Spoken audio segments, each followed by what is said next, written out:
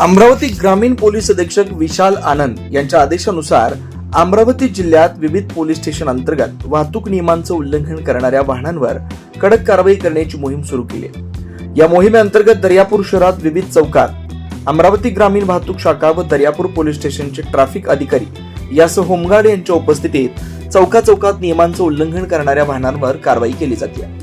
Daryapur Murtijapur point या ठिकाणी अमरावती ग्रामीण वाहतूक शाखा व दर्यापूर पोलिसांच्या वतीनं संयुक्त कारवाई करण्यात येते। पोलिसांच्या या कारवाईनंतर आता अवैध वाहन चालकांचे व बिना लायसन दुचाकी चालकांचे धाबे चांगलेच दणाणले। वाहन चालकांनी वाहतुकीच्या नियमांचं पालन करावं असं आवाहन सुद्धा पोलीस विभागाच्या वतीनं करण्यात येत आहे।